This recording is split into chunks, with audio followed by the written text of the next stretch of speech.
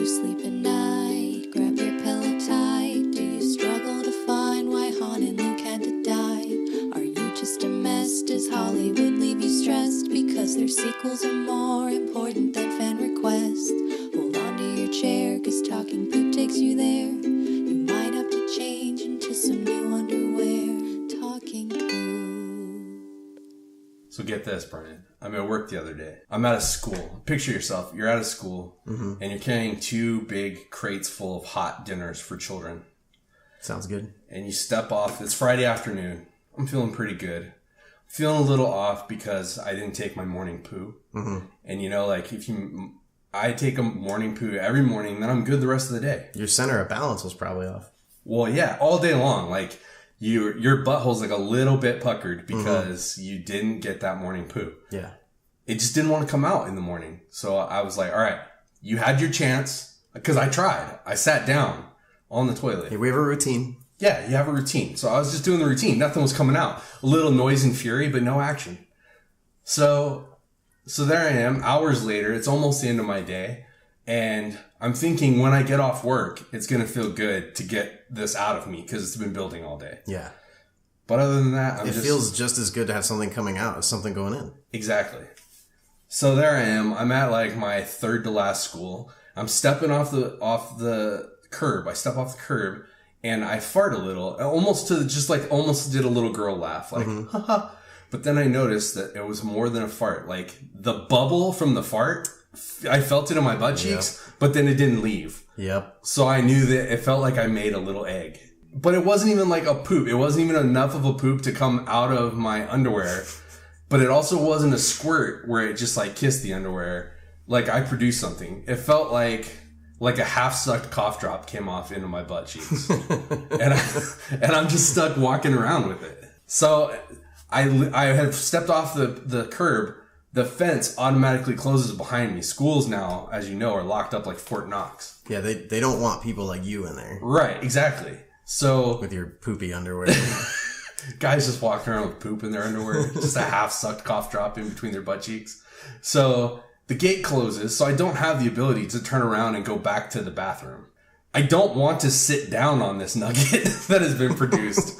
And it's just that's going to make the situation 10 times worse. Betwixt my butt cheeks. Exactly. Because it feels like it's a solid, but it's probably not.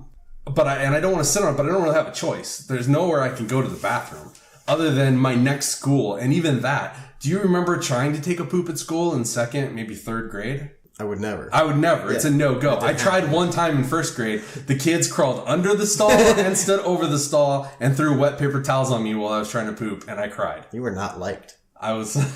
not a popular kid. No. I guess it probably helped me be funny. There's got to be a lot more to it. It's a complicated puzzle. But, yeah. So, there I was in this situation. I had no choice. So, I just had to get up in my truck and just sit down on it. And then it definitely felt like there was something in there. I was like, if this stays in there all the way till I go home, I might have a pearl when I get home. What do you do? So in that situation, I usually find a way to cut my underwear off of me like a deceased person. And I use the underwear. Now it's become toilet paper. And I clean up as best I can with that pair of underwear. And then who's ever unlucky enough to, be around when I throw that away gets it in the face. So mine is pretty much the same thing. I did what any man would do in that situation. I reached down the front of my pants. I pulled out the nugget. I chucked it out the window. There you go. Yeah. That works too. Yeah. And wherever it landed, like. And then you went and without washing your hands, you served delivered food to kids. Yeah. So welcome to Talking Poop. Welcome to Talking Poop, everybody. I'm your host, Jason Bromley. And with me today is my special guest, Bryan the Machine Gun. What's up, Bryan? The machine shitter gun. I have many pooping my pants stories, so I'm glad we started off with that. Awesome. Yeah, I mean, good. We could probably do a whole podcast on the number of times that we've shit our pants together. It's true. Yeah. We've shit our pants together, looking each other in the eyes. That's happened. Yeah. Does that make us gay? Probably. But you know what? If that makes me gay, so be it. Yeah. There's a lot of other things that make us gay, too. Right. Yeah. Like the tongue kissing. And stuff like that. Probably. Yeah, playing rubbing beards. And right. Yeah.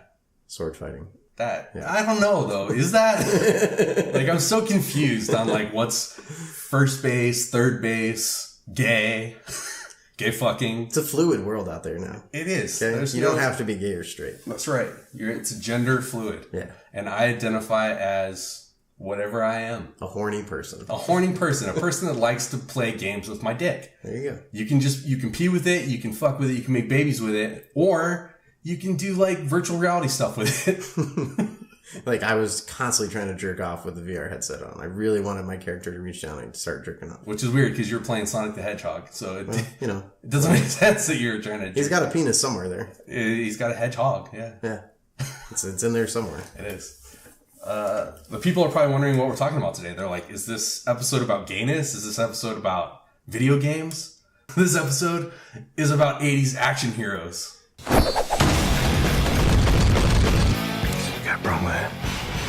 My turn!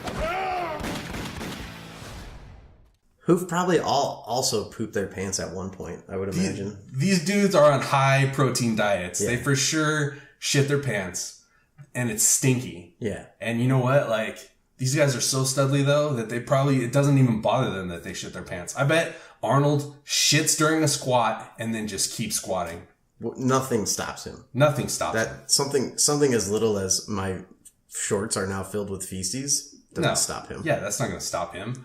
Does it always smell like this? How does the wind ever get in here?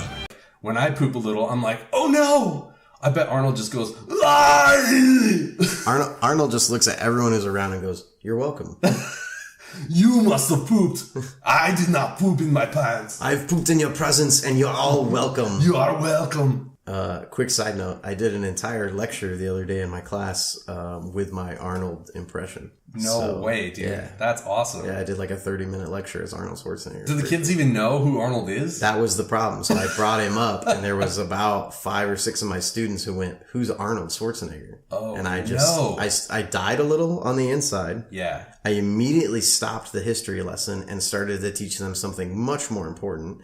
So I pulled up some of his best clips. Then we watched an Arnold musical, the Predator one. Again, these are 7th graders I'm showing this video to that has the F word in it. Explain the Arnold musicals, though. I bet a lot of people don't know about those. The Arnold musicals are done, I think they're 2 brothers, John and Al. And just get on YouTube and type in Arnold musical. And the first 5 results will be what these guys have done. They've taken each one of his videos, written lyrics for them, and then in a flawless Arnold impersonation, they sing their lyrics about the movie, and they're amazing. Start with Predator. Predator is the best fucking one. Yeah, the best.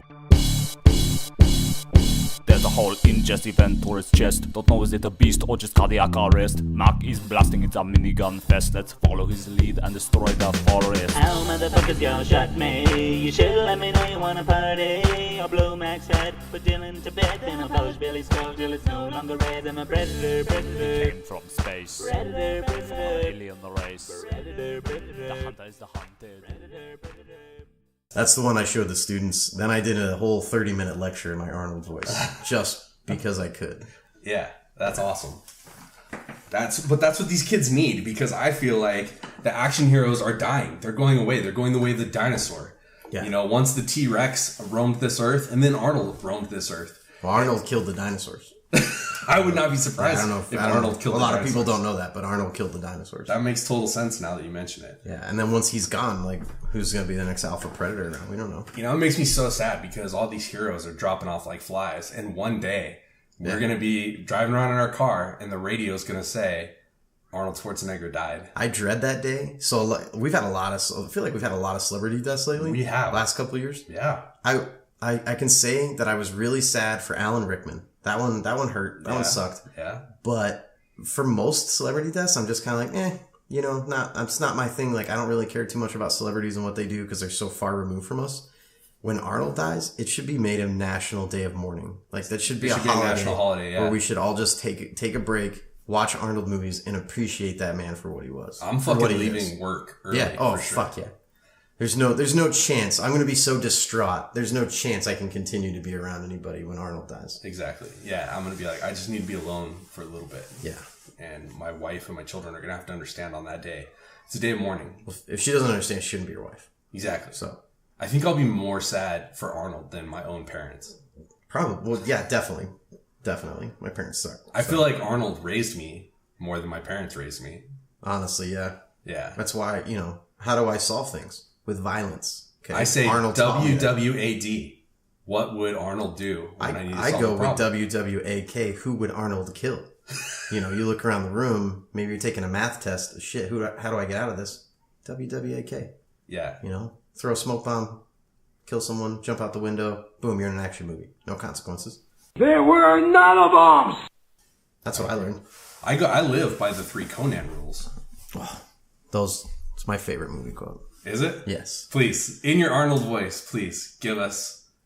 What is best in life is to crush your enemies, to see them driven before you, and to hear the lamentations of the women. Oh! That's what you should live your life by. Yeah. Conan, what is best in life? To crush your enemies, see them driven before you, and to hear the lamentation of your women. That is good. That is good. I mean, it's applicable to every single situation I've ever been in. Exactly. Yeah. Who's my enemy at this moment? Oh, the DMV clerk who's going too slow? I better crush him, see the rest of the DMV employees scatter before me, and then follow him home so I can hear his women cry. I mean, it works out well. It does work out well. There was a time when that was like the popular way to live your life. Like you weren't a man unless you lived that way. And now, who do we have as action heroes? It's like, who's a modern day action hero? I kind of think of Jason Statham, but we've got John Wick is the biggest badass around right now, and he's Keanu Reeves. But that's a character. Right, yeah. But that's not, what I'm saying is we had dudes in the 80s that they were only action heroes. That was the thing. That was the thing. It didn't matter. Keanu Reeves is an actor with fantastic range. He does John Wick. John Wick's amazing. I love those movies. I keep telling you we can do a podcast. I love it too. But he's Keanu Reeves. Exactly. You know, he can do a lot of things. He was also Bill and Ted. He was in Bill and Ted, and he was in, what was that movie, House Lake, where he got mail from the future? Exactly. It's like, come on. Arnold has never done a romantic comedy. I mean, he did do Twins. It wasn't romantic comedy. I mean, he's done some weird movies, but at his core, Arnold's an action hero. And the thing is that those heroes weren't just like people on the screen. Like Schwarzenegger could kick ass on the screen, but also he could kick ass in real life. Right. Like if you saw him on the street and you were like, "Hey, fuck you," he would stomp you into a fucking puddly mess, and everyone would applaud him. And everybody would be like, "That's how that should have went down." He's not like Steven Seagal, where Steven Seagal would get the shit kicked out of him. Yeah, and I want to talk about the main guys, but you brought up Seagal. Seagal, in all of his movie fights, he never messes up his hair. Right. It's always like in a perfect ponytail. Well, that's what happens when you have a gallon of pomade in it. Do you think he's a pomade man? I don't know. Or do you think he's a Dapper Dan man? I don't even know the difference between all that shit. I've never once put it in my hair, so. But, there's I always thought that Jean-Claude Van Damme was probably a real badass. But apparently he's gotten his ass kicked quite a few times in public. I knew that was coming. It turns out, guys like Jean-Claude Van Damme and even Jackie Chan, they're stage guys. They're drama guys. Yeah. They have a background in theater. Whereas, we used to have guys like Bruce Lee, who had a background in destroying people. Exactly. And then it was like, oh, cool, I can make movies. Right. Yeah. Now it's like, how do I fight for the theater? Kind of off topic, but I think maybe your wife tagged me in it. Where the new medieval times come into Arizona, they're hiring knights. Right. Obviously, I'm going to look into that. Right. But I look at it and they want theater experience and they want stage experience. And I'm like, okay, how about I already know how to ride a horse, joust, and sword fight? They don't want that. Because I would just be out there crushing actors, and they want me to. They want me to be in a play. They want me to do it scripted. Right. I want to be out there like a fucking savage. Yeah.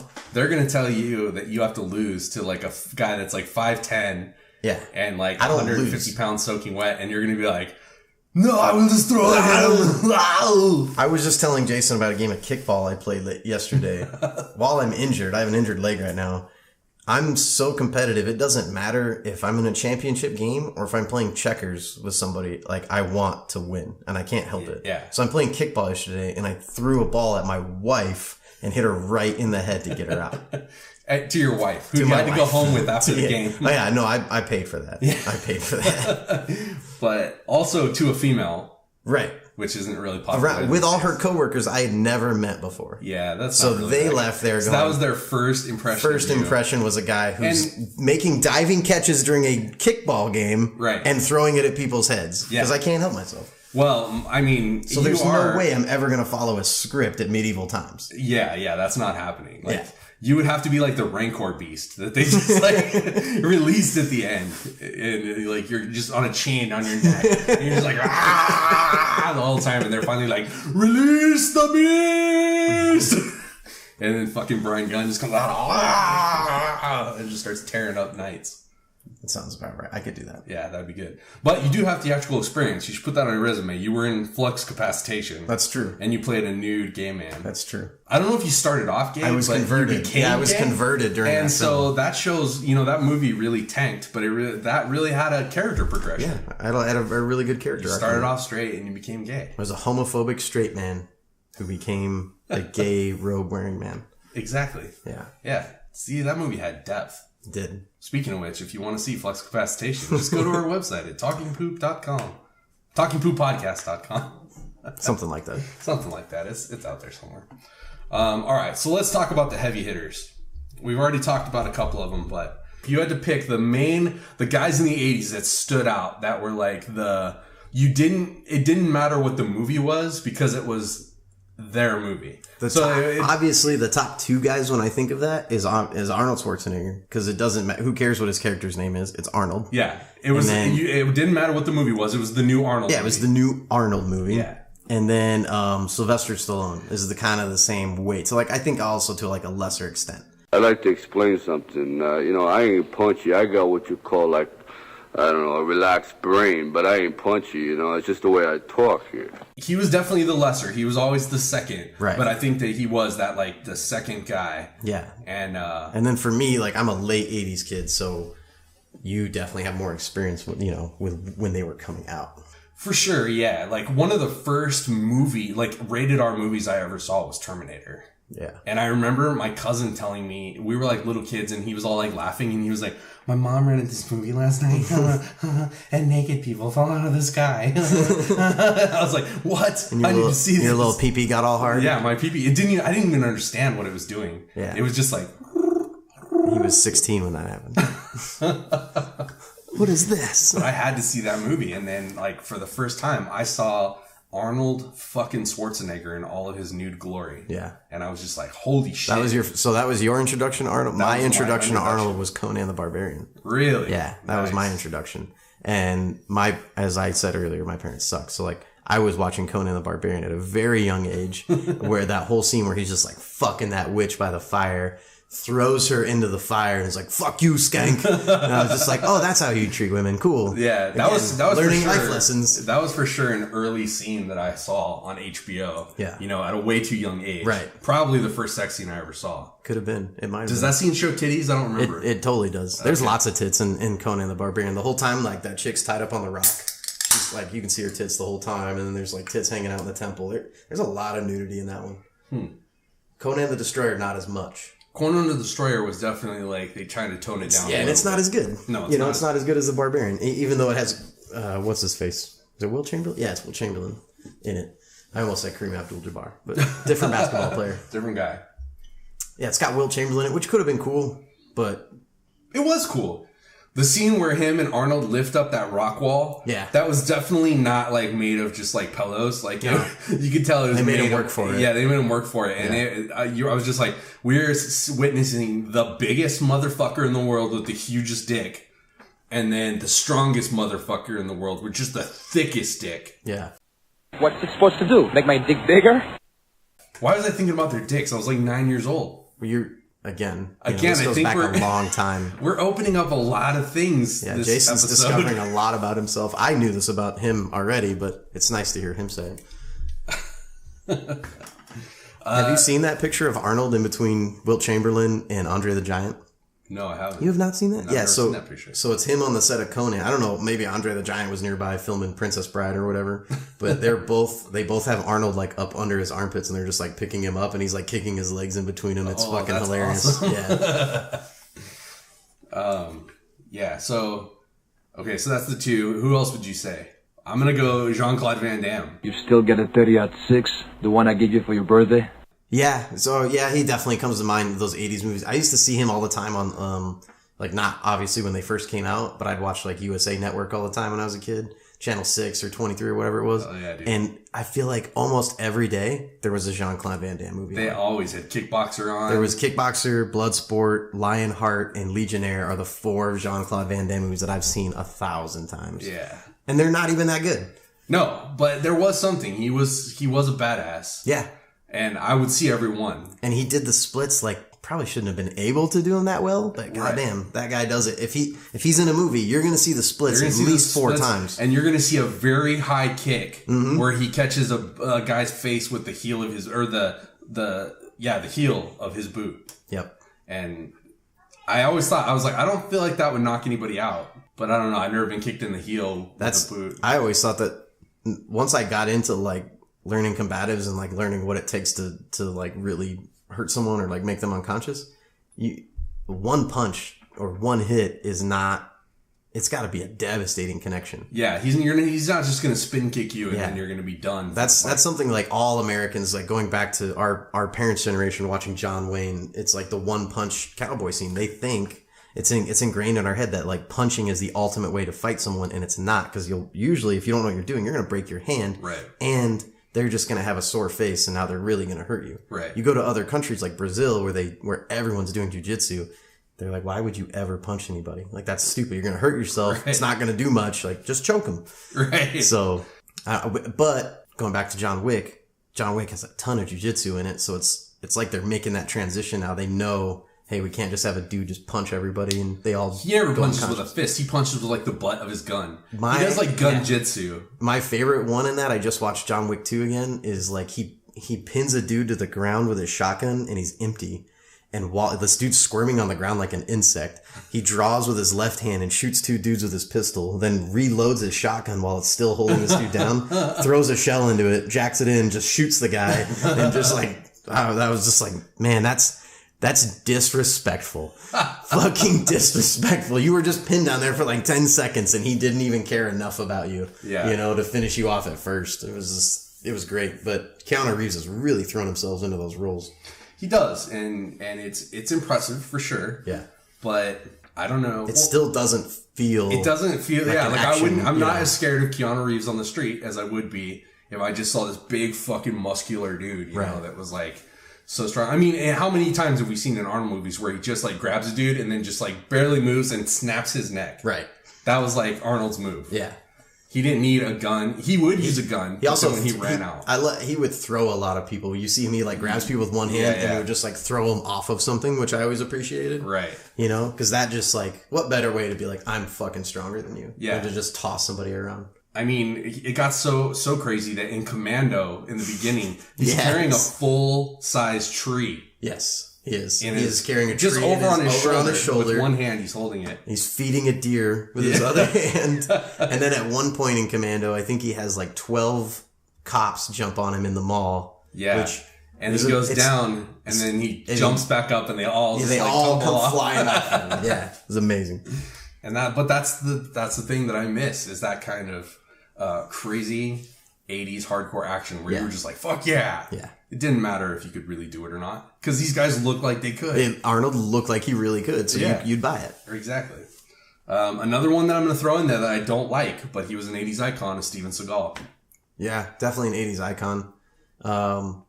He had a different approach to everything because he studied Kung Fu and he studied Wing Chun for a long time, and Aikido, which Aikido is a lot of like redirection and using it to throw people. But it turns out like he's not as good as he led everyone to believe. Yeah. You know, he has this huge inflated sense of his ego. He really does. I actually know a guy that lives here in Phoenix that worked with him, was like one of his personal assistants. Really? And he would take him shooting and stuff. And he said like he didn't even know how to load his own guns. Like you have to load it for him and then hand it to him. And then basically he's like, yeah, it got really weird because Seagal would like start asking me like, hey, what are you doing this weekend? Like, you want to hang out? And he was basically like trying to pay him. It got to the point though where he's like, hey, you want to hang out this weekend? Like, don't worry, you'll be on the clock. Right. And the guy, it was just like, man, you don't have any friends, do you? You know, like no one fucking likes you because once they get to know you, you realize what an asshole he is. Right. Go watch that fucking show he did where he's like a volunteer sheriff. Yeah, and you really see like, dude, you're a douche. And he really thinks he's fucking cool. I make a living in the movies, but for the past 20 years, I've also been a cop. And he's the other guy, like fucking arrested. Fat. Dude. Yeah, he's greasy. He's like out of breath all the time, and he's still trying to tell these cops how to do their job. Yeah, it's awful. And he was the first one that like where I was like, wow, he got fat. Yeah, like while he got real fat. An action star. I think Glimmerman was the first one where I was like, uh-oh. But I will say, like when you go back and watch his old movies, he is absolutely kicking ass in the movie. He makes it look good. Yeah, you know that scene. I think it's Hard to Kill. And he puts the cue ball in the dish rag in the bar, and he just starts whipping that cue ball around at people. You're like, oh shit, I want to try that now. Or that's what I thought at least. No, yeah, like for sure, he was really good, and his unfortunately, we lived long enough to watch our like I don't know how to say it, but like you watch your heroes rise, and then they become your heroes, and unfortunately, if you live long enough, then you watch your heroes fall as well. Yeah. And I guess it's always been like that, like all the way into like battle times. It's just part of growing up, you know? You're right. Part of growing up. You know, at least back then, like your heroes would be like murdered in battle. And so you didn't see them get fat and just start becoming womanizers and drug addicts. Yeah, and you realize like they're actually pieces of shit. You're like, oh man. Right. Like this was like blow the other day. I don't know. I wouldn't say he's an 80s action star. He's more 90s, but Jackie Chan. I was reading this thing on Reddit about how he is in China. And he's a huge dick. Really? People there fucking hate him. Really? And he totally throws his weight around, and he's a big voice for the Chinese Communist Party, and he's very all about like big government, and he fucking just shits on people all the time, and he's really rude, and he's like, his son got in trouble, and he basically disowned his son instead of trying to help him. I mean, just all these things. You're like, man, Jackie Chan over here in America, everyone thinks he's like the nicest guy. Yeah. Because that's how he comes off in his movies. Right. But apparently he's a total dick. And that's how like whenever you find out about it, the more you find out about your heroes, the more you find out. And they say, don't meet your heroes. But again, this is why I love Arnold Schwarzenegger, is he holds up. What is this dude doing now? Oh, he's fighting against corrupt politics. Like, he's fighting against gerrymandering. He's fighting for against global warming. You know, he's calling out President Trump on his bullshit. He's there running charities and organizations for people that are with special education. He's helping run the Olympics for them. My men are not expendable. And I don't do this kind of work. He is out there putting his money where his mouth is. He's not just sitting back and getting old and fat. Yeah, did the sex scandals come out about Arnold? And yeah, he's got that kid. Yeah, it turns out he fucked a bunch of women while he was married. But if you didn't know that, then like you honestly, all of the Arnold fans should not have been surprised. Right. Look at him. Look at him. Well, and what's funny about Arnold is that Arnold's first thing that he did was Pumping Iron. Yeah. Have you ever seen Pumping Iron? I fucking watch Pumping Iron once a week. Yeah.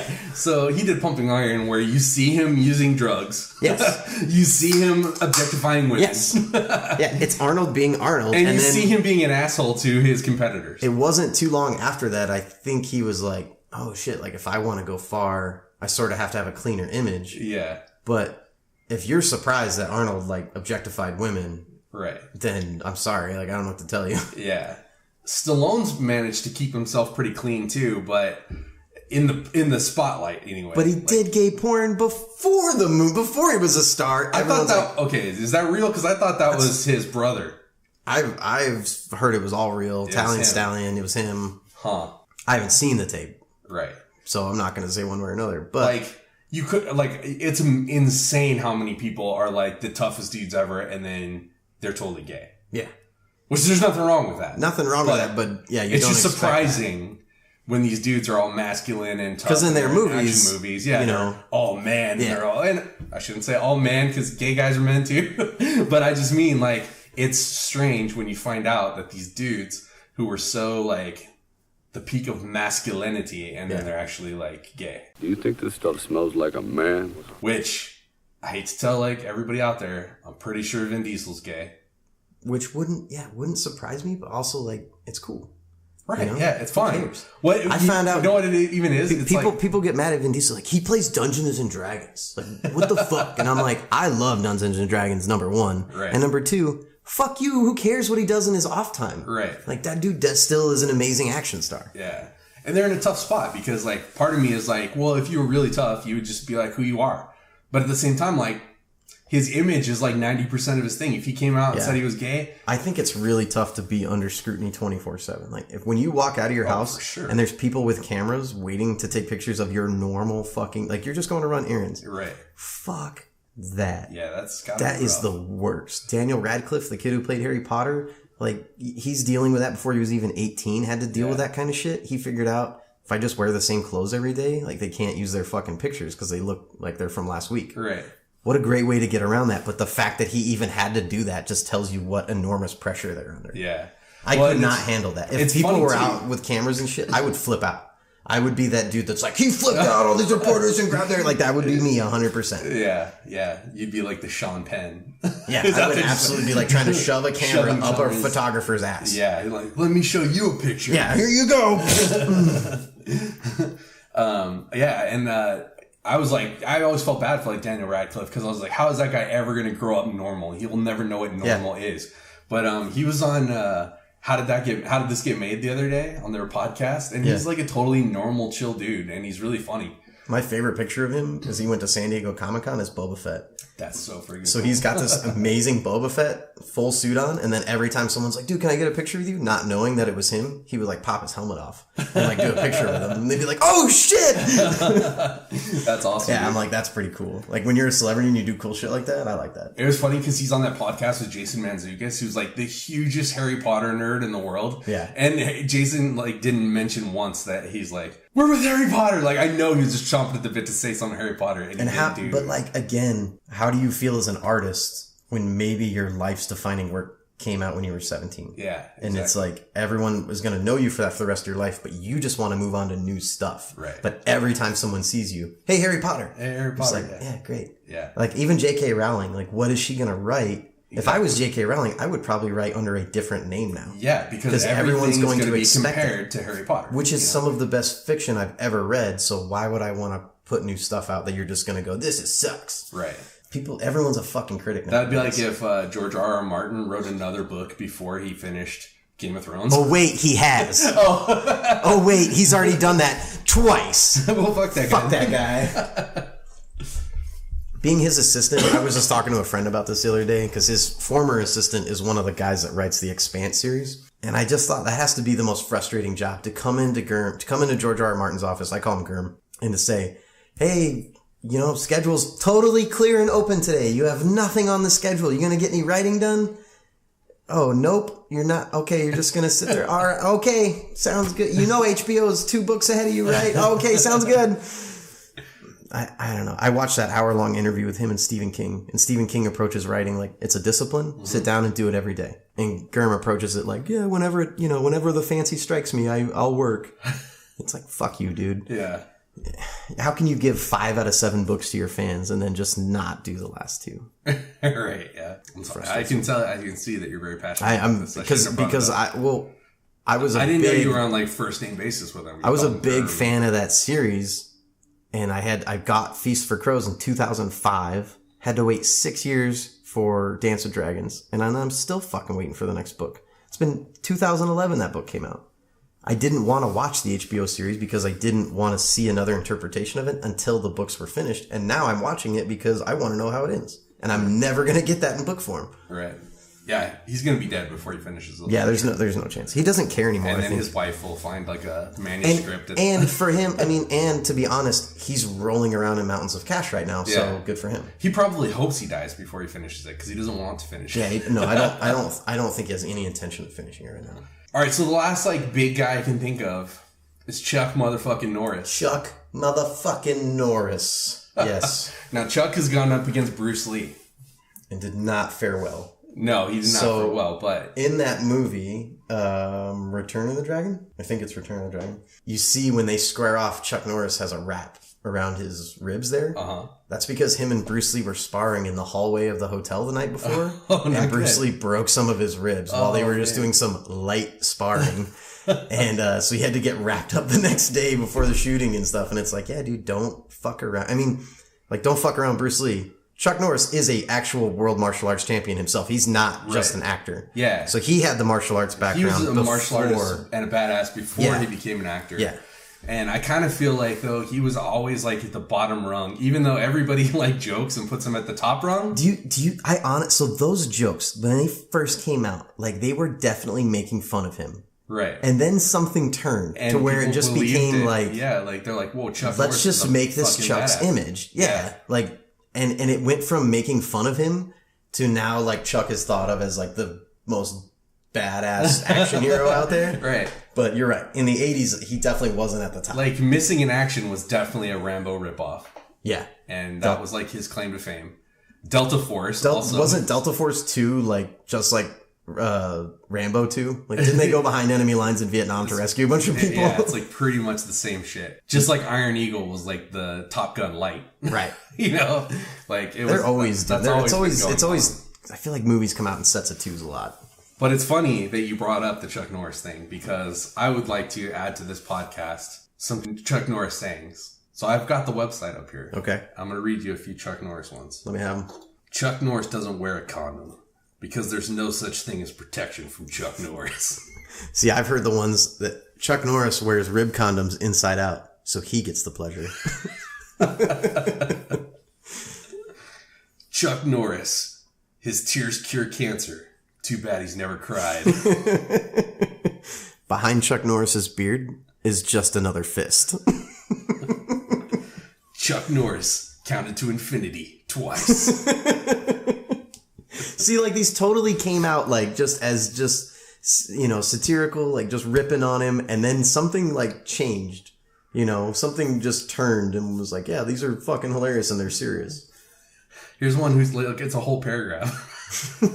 Chuck Norris sold his soul to the devil for his rugged good looks and unparalleled martial arts ability. Shortly after the transaction was finalized, Chuck roundhouse kicked the devil in the face and took his soul back. The devil, who appreciates irony, couldn't stay mad and admitted that he should have seen it coming. They now play poker the second Wednesday of every month. When the boogeyman goes to sleep at night, he checks his closet for Chuck Norris. Superman wears Chuck Norris pajamas to bed. Those are amazing, but Chuck Norris doesn't deserve those. Not at all. And especially, like, if you hear him, they're like, hey, what's your favorite Chuck Norris joke? And then he talks and starts talking about him. You're like, oh, no, don't do it. You're ruining it. You're ruining it. Like, don't do that. Yeah. Now he's in Toyota commercials and shit. It's terrible. Yeah. Terrible. Yeah, I always thought he was a joke even back in the day. Right. Okay, let's talk about some of the smaller ones that weren't like the big action heroes, but they were definitely like action heroes. Okay. Not necessarily the big meaty buff ones. So I don't know his name, and I hope this doesn't sound racist, but it's the black guy from Commando that is also in every 80s action movie. That's Bill Duke. Bill Duke. I love Bill Duke. Thank you. Okay, yes. Over there, beyond them trees. Yes. I see you. I love him. Yeah, I loved him in Predator. He's in Commando. I feel like he's just pops up all the time in 80s movies. And you're like, oh shit, it's that guy. The funniest thing, I don't know, it might have been Chris Rock or it might have been Chris Tucker, but somebody said that his face looks like a struck match. That is a good way to put it. Because he's so black, he's almost blue. Like, it is crazy. Yes. But yeah, like in Predator, for sure, when he's shaving dry, and he breaks the razor on his face. Have me some fun. I'm gonna have me some fun. Have me some fun. Have me some fun. That's the best. And when he stabs the pig to death when it attacks him in the dark, oh my god. What I love too about Predator in that scene where like Jesse Ventura gets whacked and he picks up his minigun and just starts going to town on the jungle, and all the other guys show up and just start shooting. There's no questions asked. Everyone just gets on a line and starts shooting. Yeah. And I was like, man, that's exactly like how it is. Like we call it contagious shooting. Like once one person starts, like there's no questions asked. Like that dude must have been justified. So I'm going to join him. I don't know what we're shooting at. I don't know what's over there, but I'm going to fucking help my friend out. And I love that scene in Predator. They all just pop out of the jungle, get online, just like, yeah. Fuck yeah. I remember them talking about that on the making of Predator, and like afterwards the director would be like, okay, reset, and the dressing guys are just like, fuck off. Go put that jungle back together. Any leaf with a hole in it, pull it, put a new one in. Yeah, hardcore. I'm talking Mel Gibson. Okay. Mad Max. Lethal Weapon. Lethal Weapon, yeah. That first scene in Lethal Weapon, like, isn't the first scene you see him in, or maybe it's like the extended cut, but there's that guy on top of a school and he's like got a rifle and he's shooting people. That's the extended cut of the first one, yeah. And he just whaps him with his right in. Yeah, whaps right in, shoots him off the rooftop, walks right out. Was like, cool. Yeah. I'm gonna like this movie. That was a cut scene and they cut it because there had recently been a school shooting, so they wanted to cut that out of there. You just can't put those in movies anymore. It really showed what a fucking badass he was. And yeah, Mel Gibson, he's got the crazy in his eyes. For sure. And then later we found out. You listen to his voicemails later and you're like, that dude is certifiable. Yeah, he's got problems for real. Yeah. Another amazing action hero, Bruce Willis. Oh, man. Would you say he's 80s? He's still in it now. Yeah. But yeah, he started in the 80s with Die Hard, man. What year was Die Hard? That's what, 84? 84? I don't know. Don't quote me on that. Okay. But we should probably know these things. Now you've got me thinking about just like the cast of The Expendables. How many of them were 80s stars? Okay, The Expendables. Now that pisses me off because that is our dream come true. It's what we're talking about. All of our favorite guys together in one movie, and they're not good. No, they're not. They suck. I don't know how they do. And it's because they don't let those dudes. It's those dudes trying to make a modern action film. Yeah. When what we want to see is one with all the 80s tropes. Yeah. I want to see him cutting one-liners. I want to see him throwing knives through people. I don't need deep, flawed characters from the 80s. Like Dolph Lundgren in The Expendables is like a severely flawed character. And it's like, dude, I don't need that. No, I want to see Dolph walk in and go, I will break you. Jason Statham's like having problems with his girlfriend at home. Like, I don't give a shit. Go kill people. Yeah, no, just walk up to the next bitch and put your dick in her butt. And that's what you do. That's how a man would do it. Let's see. Who else, though? We're missing some. There's people that are mad at us right now. I mean, there's a lot of little guys that tried to do it, like Jeff Speedman in The Perfect Weapon. Yeah. See, I don't even know what that is. All the American Ninja movies. Oh. Ninjas were a big deal. Ninjas were a big deal. The American Ninja movies. Bill Wallace, or no, that's the real karate guy. Billy Jack was like a Chuck Norris light. Oh, right. Yeah. And he was always in full denim. So it was like denim jacket, denim jeans. And his famous line was, I'm going to take this foot and I'm going to put it on that side of your face. That's a pretty good line. Yeah, it was a good line. That's what I wanted to see more of in The Expendables. Back to Arnold for a second. Arnold being the king of it. We are going to do a full Arnold episode where we just suck on Arnold's balls for a full hour. Can it last longer than an hour? For us, it will. Yeah. I don't know. Maybe we'll make it a 2 or 3 parter. I could talk about Arnold all day. I could talk about Arnold for sure. We almost did in this whole episode. We did, yeah. But I want to do like an Arnold specific, but we've got to do it soon because I don't want it to be a post-mortem Arnold, because everybody will be doing the post-mortem. He's not that old. I mean, he's old, but he's in his 70s, but he's healthy. He's healthy. How many steroids has that man just pumped into his eyeballs and between his toes? I don't know. Stallone got busted at the airport for steroids. Yeah. And everybody was like, oh, Stallone is a steroid. You cannot be 60 years old and ripped as a motherfucker and not be on steroids. I'm sorry. And no one would ever bust Arnold for steroids. They would just like look in his bag and be like, nope, you're good to go. Yeah. Here you go. I feel like Arnold probably has just like a bag full of baby fetus and he just like sticks a syringe in it and just sucks the juice out. Those good stem cells. Yeah. Hey, whatever he has to do to stay around longer, I don't care. Right, yeah. As long as he lives forever. By the way, dude, get back to making movies because I saw Killing Gunther. And it was awesome. I loved it. Yeah. It was so good. Like, I can't believe that one totally flew under the radar because that was actually a really funny and good action movie. Yeah, and Arnold looked ripped in that too. Yeah, he was doing good in that. In good shape. If anything, I wanted more Arnold from that. That's true. You don't get to see him a ton because of like how he plays that whole movie, but it works. Yeah. And it was awesome. Yeah. And he's working on Terminator 6. I'm very worried about this. I stopped watching the Terminators a while ago. I've seen them all, but they're not good. Yeah. I mean, it's like Terminator 2 is obviously the best one. Yeah, we've already peaked. You can't beat Terminator 2, so we're just beating the dead We've horse. talked about this so much with Hollywood. Like, they want the safe bet. They want what's already established. They don't want anything new. And that's the problem. Right. So they're just going to keep fucking hammering these Predator movies, these Terminator movies, these fucking superhero movies, all these remakes. They're going to keep hammering them out until we fucking vote with our dollars and say, no, thank you. And we're going to get to that on a segment that we have later. But yes, you're absolutely right. And the more we keep pumping money toward Disney movies and Marvel movies and not paying attention to anything else, I really liked his comeback movie, The Last Stand, where he was the sheriff in the town of Knoxville. Yeah, that was awesome. That kicked ass. And then... or was that... Which one? Johnny Knoxville in that? Because Johnny Knoxville was in the one with the Rock. No, Johnny Knoxville's in... He was in The Rundown. Or not The Run... we're all fucked up. No, he was in Walking Tall with The Rock. Walking Tall with The Rock, But he was in The Last Stand with Schwarzenegger. Okay. So he's got the best of both worlds. It's true. Can you imagine being between a Rock and Schwarzenegger sandwich? I just got a boner. There's a modern day action hero for you, The Rock. The Rock. And as me speaking of The Rock and Schwarzenegger, that scene in The Rundown where The Rock is going through the club and Arnold walks by and says, have fun. Yeah. Oh, man. Yeah. That got me so excited and so sad at the same time because I was like, he just passed the torch. Oh, no. Well, it was the same thing. Like when he was governor, he could only have so much screen time. So like he shows up in Expendables for like 5 minutes. That movie, like if you replaced Arnold with Sylvester, like just make Sylvester the 5-minute guy and Arnold's the main guy, then Expendables are suddenly awesome again. Yeah, exactly. But Stallone can be good. I don't know why like Creed 2. He's amazing at being that character and playing Rocky. But in other movies, he just sucks a nutsack. And he's doing another fucking Rambo. Really? What the fuck is he doing another Rambo? That's stupid. Yeah. Yeah. And he's just back home and you know who's fighting? The Mexicans. Wow. Yeah. He's on a ranch. And like the Rambo Ranch, and he's like on the border somewhere.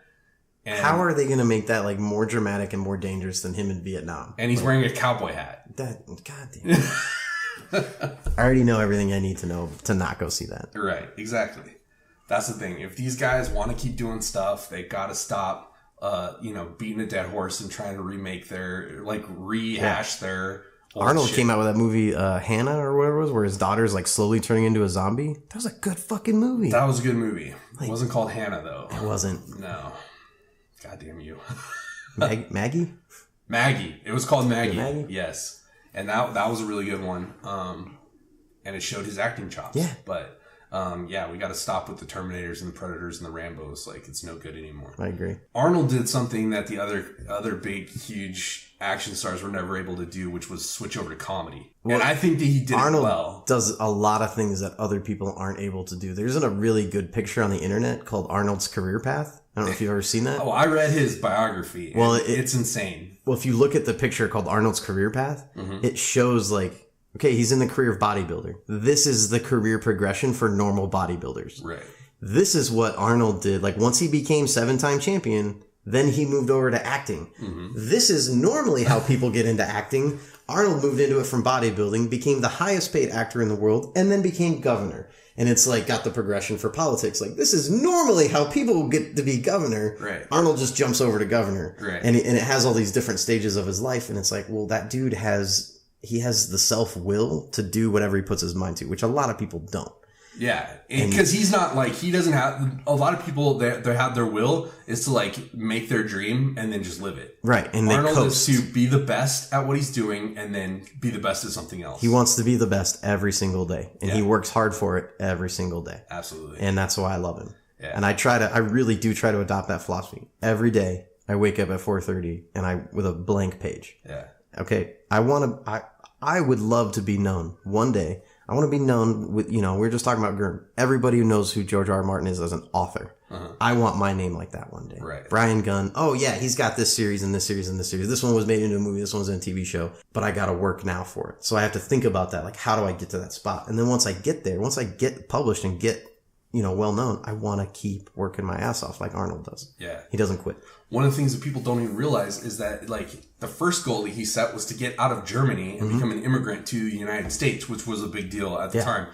They don't realize that in Germany, Arnold Schwarzenegger went into the army, but he became a tank commander. He had to. So it was compulsory service. Right. He didn't want to enlist. Right. But he had to do his time. You have to. And then he was getting into trouble because he was sneaking out to use the weight room. And they were like, hey, you're supposed to be in your barracks asleep at this time. And then he went AWOL. He actually ran away from the army to do a bodybuilding competition and then came back and was like, hey, and they were like, where the fuck were you all weekend?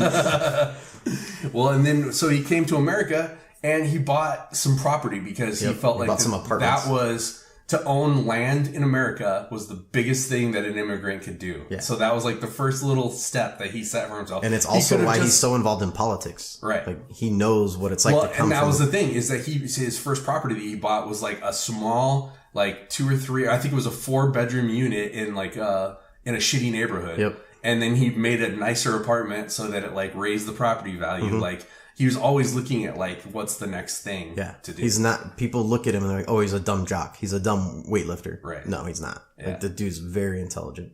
Why? If you watch Pumping Iron, he talks like, yeah, I have a degree in psychology, and he fucks with people. He uses it. I think part of his public image is to get people to think of him like that. And then when they deal with him, they don't understand like, oh, this guy's devious. Like this guy knows what he's doing. Yeah. Yeah. He didn't become the governor just because he's old. No, he knew exactly. Yeah. That was a very like well-crafted campaign. This episode wasn't supposed to be about just Arnold. We were supposed to share the spotlight. If you want to go with your list, I'll tell you. Okay. So this is what we're going to do. Bryan Gunn, you are a real world warrior. Thank you. So we're going to play a pretend war game where if you had to take the most badass characters from the 80s and take them with you on a real life today mission, who would you choose? You want me to go with all 5? Give me from number 5 up to number 1. Who are your top 5 guys? Starting with number 5. Number 5 is going to be Captain Ivan Danko from Red Heat, played by Arnold Schwarzenegger. Good selection. He tore a guy's leg off and beat him with it. He tore a dude's leg off and beat him with it. And all he was wearing was a towel. In a fucking towel. And also, I love hearing Arnold say, cocaine-um. I love that. And you need a no-nonsense Russian with you on pretty much any quest or mission you're going on. You need that dude that's just going to, hey, go take care of that. Yeah. So then number 4 is John Kimball, Kindergarten Cop, also played by Arnold Schwarzenegger. Now, that movie... You have 2 Arnold Schwarzeneggers on your team? Well, get ready. I figured, hey, I need a detective. I need a Sherlock Holmes guy. I need a guy who can look at things logically and figure out the next progression. Makes sense. He looks good in a pair of sunglasses, too. Obviously. Yeah.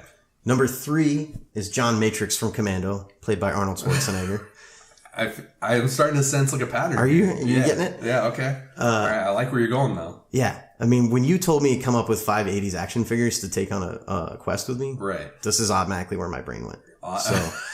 Okay. So number 3 is John Matrix from Commando, because he can take out an entire island of people while carrying a tree on his shoulder. Yes. How is that not useful? And not have a shirt. And not have a shirt. Well, none of them. There's not many people that can pull off that like camouflage pants with no shirt. Yeah. But Arnold definitely did. And did you know, like, Arnold can still kill people with that movie to this day? Because people will have made that movie into a drinking game where you take a drink every time he kills someone. You'll be dead. Yeah. You will be dead before the end of that movie. Seriously. Even if it's just a swig of beer, or, Jason enjoys his Chardonnay. If you just have a little Chardonnay every time he kills someone, you'll still die from a lot of alcohol poisoning. Right.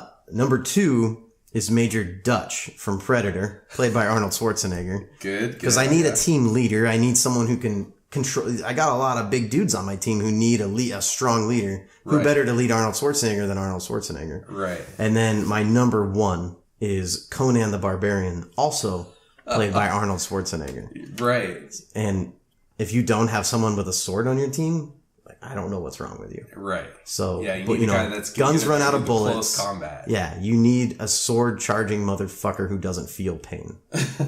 That's my 5. I've got Captain Ivan Danko, John Kimball, John Matrix, Dutch Schaefer, and Conan. Wow. A lot of Arnold characters named John. Because again, it doesn't matter what his name was. There was a lot of Johns and a lot of Jacks in the 80s movies. Yeah. Let's not forget. Oh, we almost forgot to talk about Mr. Kurt Russell. I always think of him as a Western guy. No, Jack Burton. I know, but it's because of Tombstone. It's because of his amazing Wide Earth. Yeah. You know? And Bone Tomahawk. Well, that's not 80s, but Yeah. No. It's new. But, yeah. That fucking, like, they should have... He wound up in a bunch of action movies. They should have had Bill Duke as the bad guy at the end. Like, that was a much better fight between Arnold and Bill Duke in the hotel room than it was. Give us that line. I eat green berets for breakfast, and I'm very hungry. You didn't know you were messing with a green beret, motherfucker? And he throws him through the wall, and of course there's two people fucking on the side of the wall. How awesome would it be, though, if you were fucking some chick, and then Arnold and Bill Duke just came to the fucking wall? Get in, yeah! That would be my most You wouldn't be, you'd come right there. You just... All right, man. Well, I think we fucking did it. I think that was beautiful. That was beautiful. We knocked 80s action heroes out of the park. I don't think there's anything more to be said on the subject, even if we wanted to. So far, this show has been above segments. A lot of podcasts break their shows down into segments. It helps it flow a little better. We're very loose. We're loose and we're out there and we're like jazz. I'm like, I can fill an hour with just my beautiful voice. I don't need segments. It's true. But you know what? That's why we have 60 listeners. I say fuck that. We're not above segments. So we're going to start some segments right now. And our first segment is a new segment called Flush It or Flaunt It. Okay. And that's where we are going to talk about something that we think is awesome. And that is what we want to flaunt. And then we should talk about something from the week that was not so awesome. 27 heartbeats. You flush it, I flaunt it. Okay. So I've definitely got something I want to flaunt. I'm not sure what I want to flush yet. All right. Let's hear your flaunt. My flaunt is a show I actually just posted on my Instagram account. It's a show on Netflix called The Kingdom. It's a South Korean TV show. They speak English in the show, although I don't think the original actors were speaking English. But the mouths, they line up pretty well, so it doesn't throw you off too much. It's set during the medieval era in China or maybe Korea, and it's a zombie horror flick. It's a series. It's not just a movie. It's a whole season. And they sort of rewrite the rules of zombies, and they do it in a really interesting way. And the origin story for the zombies is really interesting. But at the same time, the whole zombie thing is going on. There's the human nature of, I'm going to exploit this crisis to my benefit and seize what power I can or get what I can. So there's a lot of the political backstabbing and lying and deception along the way, as well as this awesome zombie plot. So it has both, and they mix them really well. They tell a really good story, very character-driven story. And then the first season ends on a big cliffhanger, and I can't wait for the next season. Nice. I did see that, and I'm going to check that out now for sure. So my flaunt it is going to be Alita Battle Angel, which I saw in the theater this weekend, and that was one of those ones that I saw the trailer for it, and I was like, that looks really cool. I'm going to see it for sure, but I didn't feel the need to see it in the theater. A few friends of mine out there and some people on Instagram were really pushing it and saying no, you need to see this in the theater. So I was like, all right, fuck it. I'm going to go check it out. Saw it in the theater. It was freaking really cool. It's everything that today's movies are lacking, the big budget movies. It's got heart. It's funny. And it's got good character development along with the big, huge action set pieces set in a world that we've never quite seen before. If you showed me the city from Divergent, Hunger Games, all these fucking tween movies that are out there right now. Yeah. Sci-fi, Maze Runner's another one of them. They all kind of look the same, and they're all kind of using elements from each other, and it's not impressive at all, I don't think. And we've seen so much, it's really hard to do anything impressive, and it wasn't that Alita had anything that was that new or different or anything. It just used a lot of different elements from a lot of different things and mixed them in a way that seemed very original and very cool. And then the effects are top notch. The fight scenes were top notch. I saw things that I haven't seen 40 times in the Marvel movies, so it was really cool and it was worth a watch. And it's not making it ends on a cliffhanger. Yep. And then it cost $200 million to make, and it made $35 million back.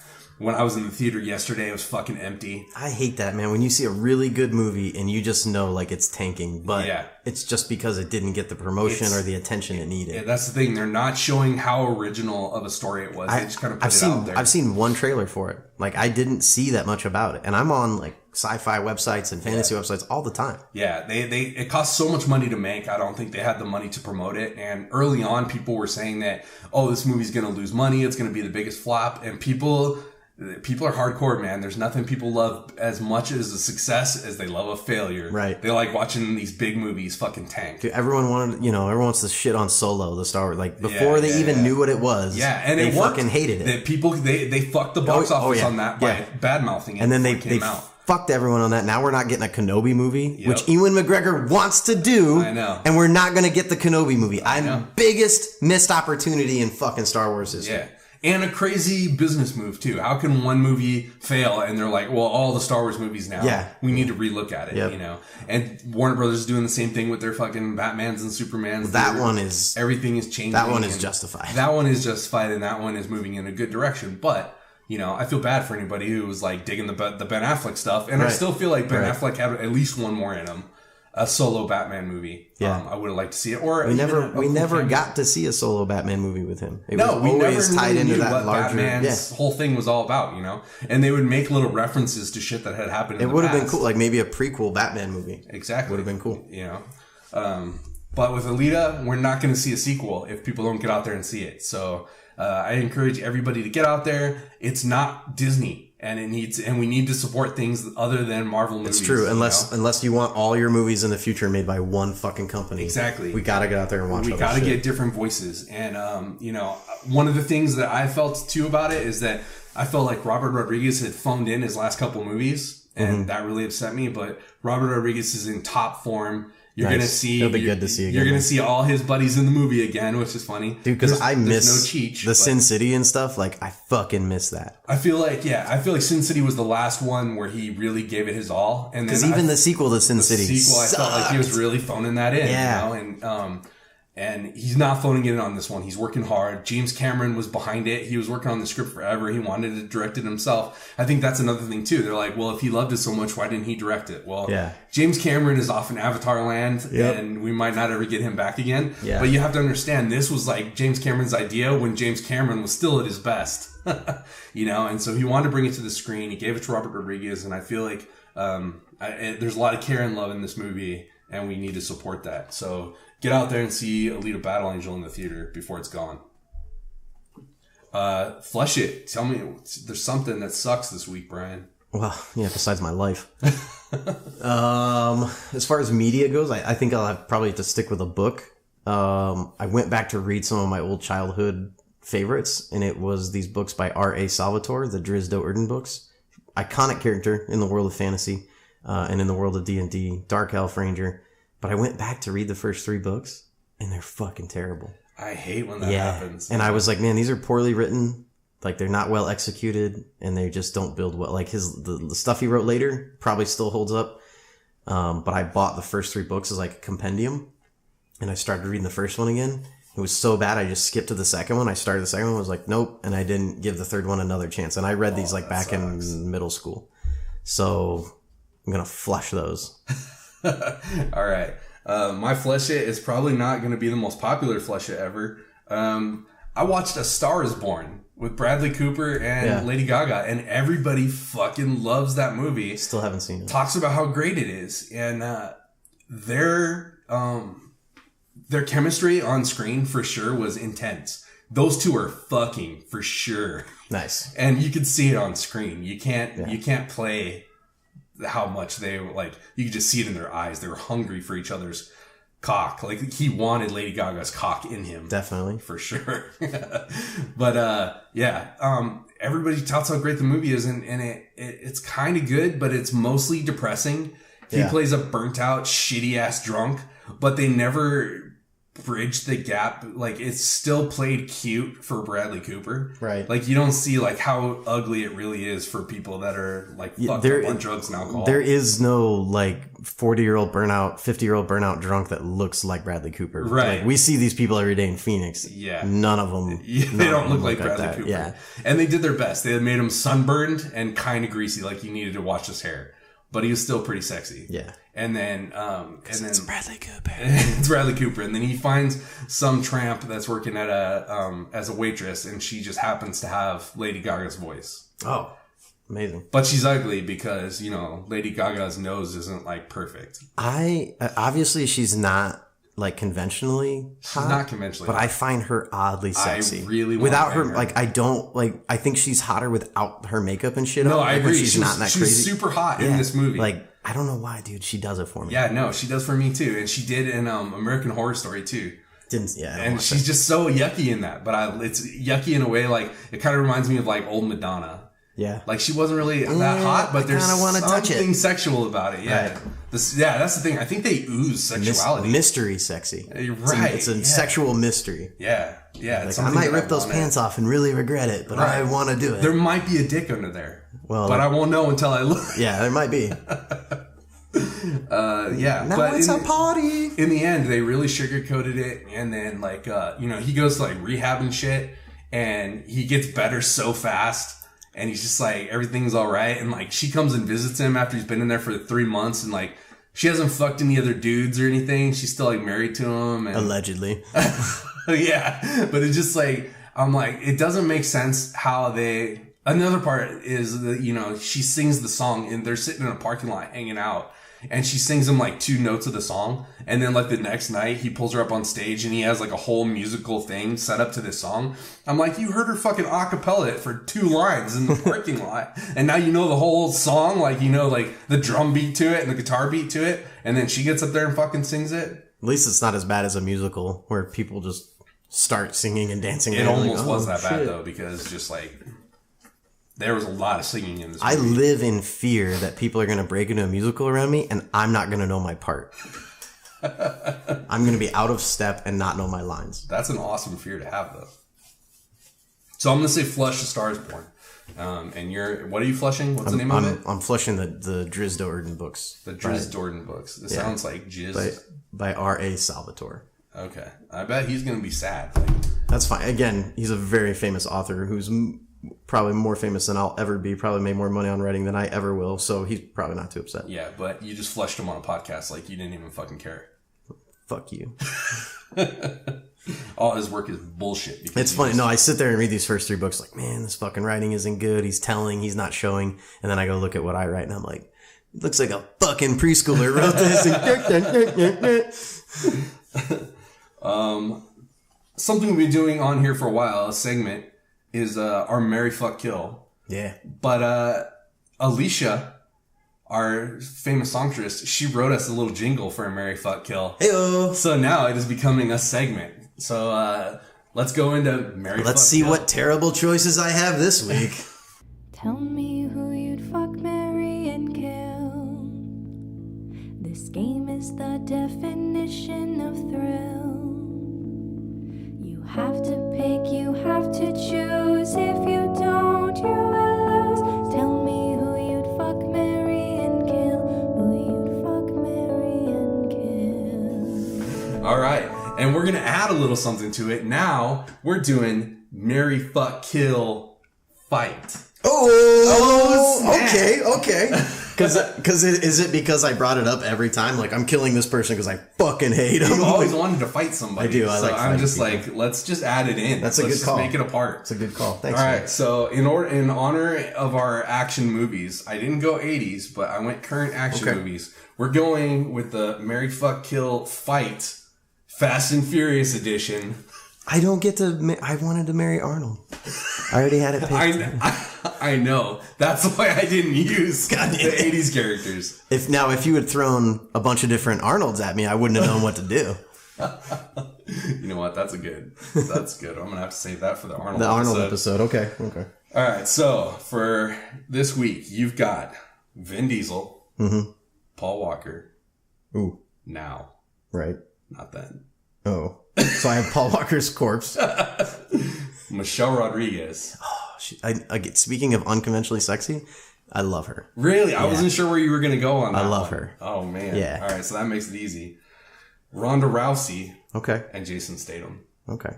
I'm going to fuck Ronda Rousey. I'm going to marry Michelle Rodriguez so we can live in bliss forever together. You're going to fuck Ronda Rousey, huh? Yeah. Really? Yeah. I feel like her legs are too buff to like spread all the way. The other two choices are men, so I figured you'd go with one of those. I feel bad for Ron. I don't want to say I'm going to kill Ronda because I feel bad for her. Like what happened to her career after she took a couple losses. Like she just went down a dark. People really place. did turn on her. She got turned on real quick, and I feel bad for her. WWE. It's like she set herself up. Like she talked so much shit, and she acted like she was the badass for so long. So does Conor McGregor, but he doesn't fucking care. He just keeps. Well, he takes those L's and just keeps coming. You know, he takes those L's against Floyd Mayweather. He's like, yeah, I made $100 million. Yeah, what are you gonna do? No, I want to marry Michelle Rodriguez. I want to fuck Ronda Rousey because I've always kind of wanted to do it with her.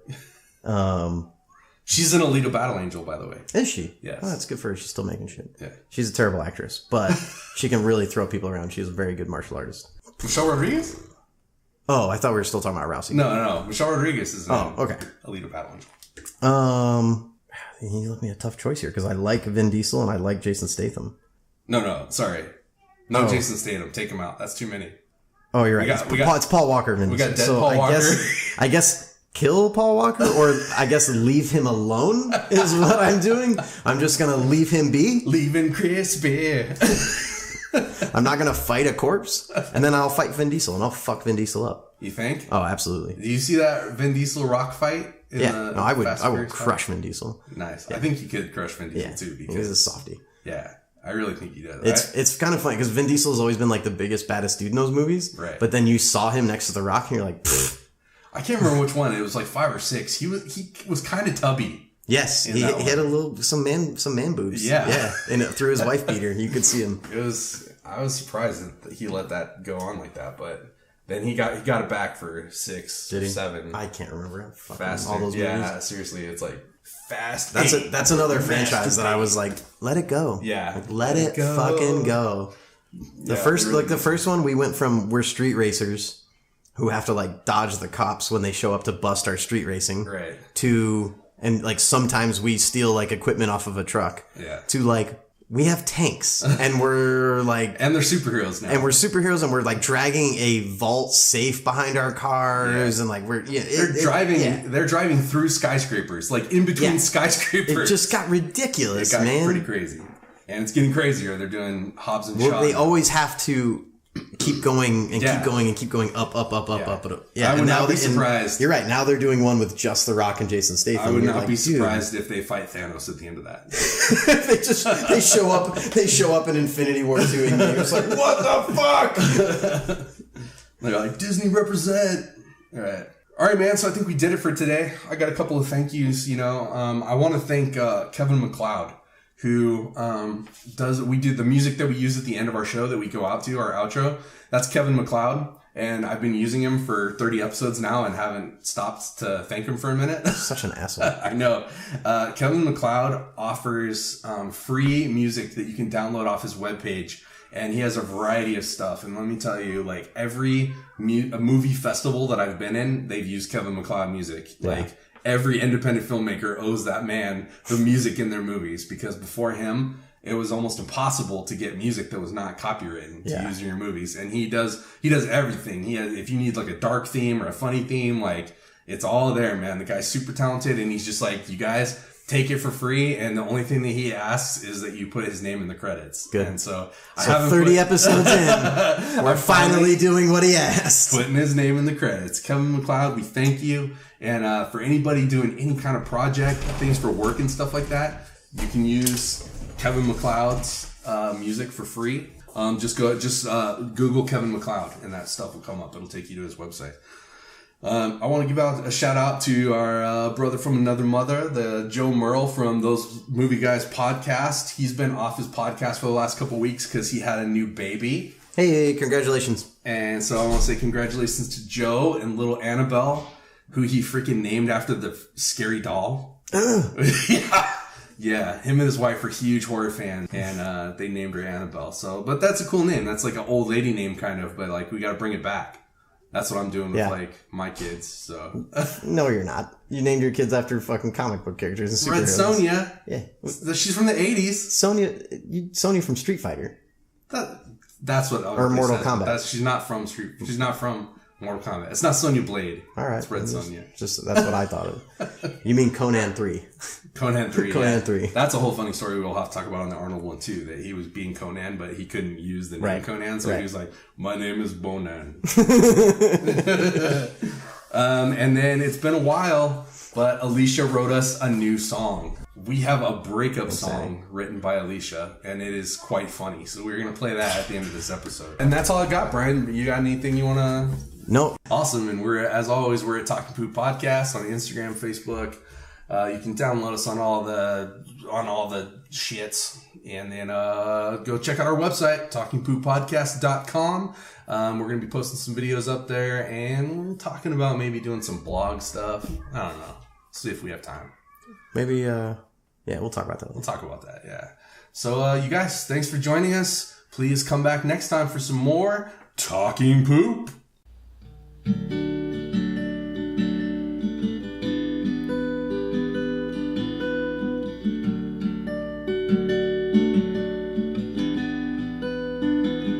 You were always the best at raining on parades, the best of your pretending, manipulative ways, the best at telling lies, the best at being shit, the best at leeching my accomplishments. You were always the best at being shit.